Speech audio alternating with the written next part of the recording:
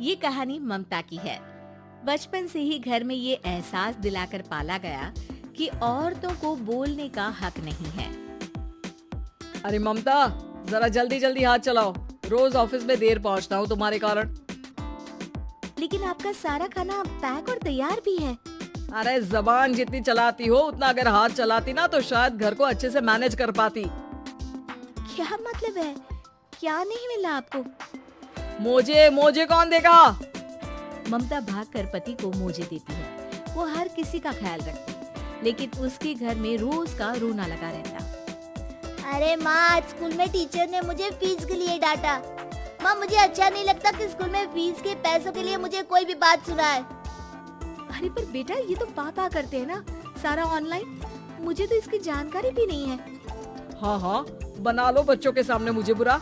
अरे करता तो मैं ही हूँ, माना, लेकिन मुझे कोई सपना थोड़ी ना आएगा कि बच्चों की फीस जमा करनी है। अरे बताओगी तो तुम ही ना। ममता की अब ये आदत में शुमार हो चुका था। वो हमेशा हर बात के लिए खुद को ही दोषी मानती। एक दिन वो पड़ोस की दोस्त से कहती है, समझ नहीं आता यार, मैं इतनी डम कैसे हो सकती हूँ।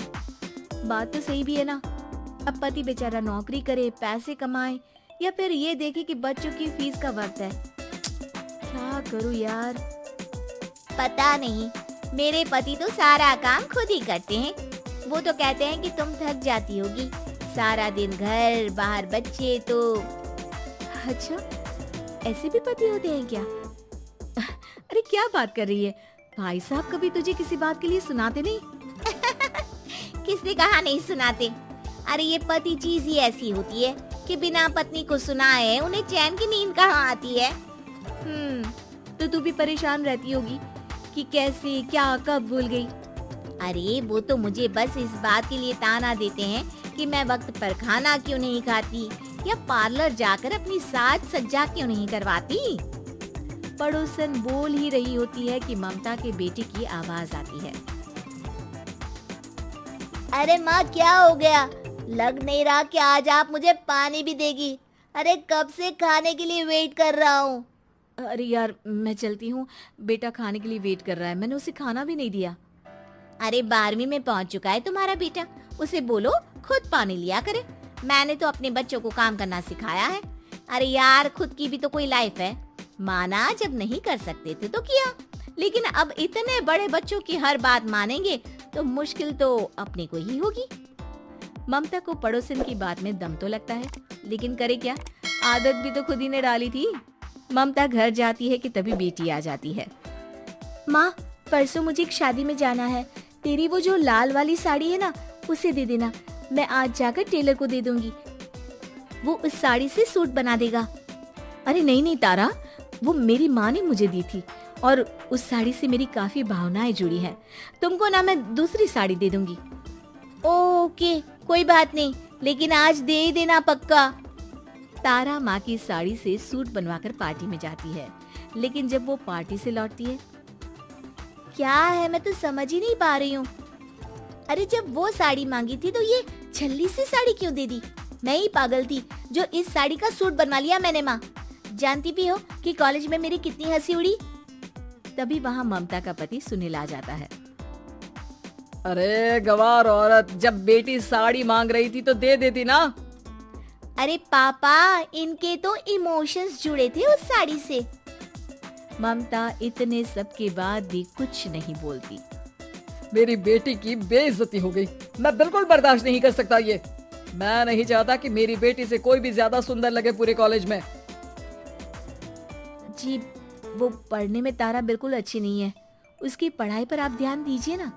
अच्छा, अब तुम मुझे बताओगी कि मुझे किस पर ध्यान देना और किस पर नहीं।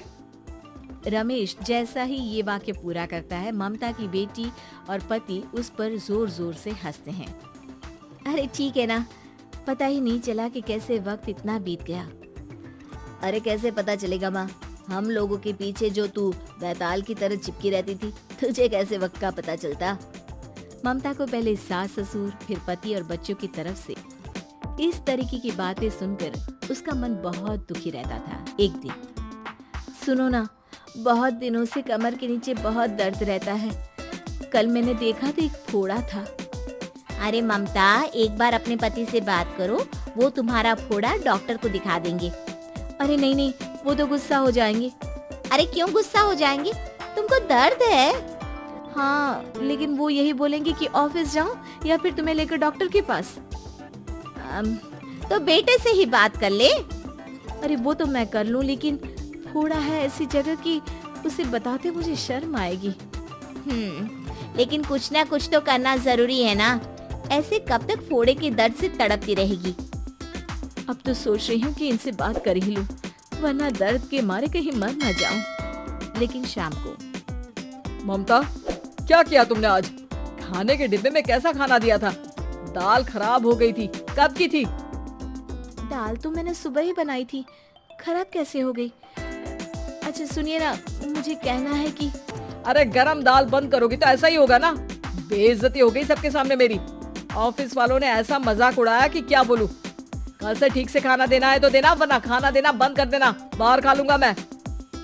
ममता जो पति से अपनी परेशानी बताने वाली थी, वो अब ये सोचने लगती है कि कल से पति को खाने में क्या दे। अगले दिन ममता थकी थकी सी हालत में। आप लोगों के लिए नाश्ता बना दिया है, खाना बनाने की हिम्मत नहीं है आज तो। रात भर सोकर थक गई है ना, इसीलिए तो खाना नहीं बना सकती। हिम्मत नहीं हो रही है, मैं बस सोने जा रही हूँ।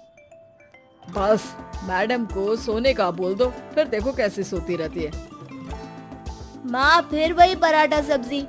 अरे हमारे साथ के दोस्त एक से बढ़कर एक नाश्ता खाना लेकर आते हैं, आप तो बस। सभी घर से निकल जाते हैं, लेकिन जब शाम को बेटा घर आता है तो घर में अंधेरा रहता है। बेटा लाइट जलाता है। क्या माँ, तुम्हारा भी जवाब नहीं है बिजली का बिल बचाने के लिए? वो बोल ही रहा होता है कि सामने माँ जमीन पर लेटी मिलती है। वो उसके पास जाता है। अरे माँ, क्या हो गया माँ? तभी वहाँ पड़ोसन आती है। अरे बेटा, तुम्हारी माँ के पैर के पास एक फोड़ा है, जिसके कारण ये लगातार कमजोर होती जा रही थी। मैंने उसे पहले ही कहा था कि घर में बता दो, लेकिन तुम्हारी माँ किसी को तंग करना नहीं चाहती थी। तभी वहाँ डॉक्टर आ जाता है।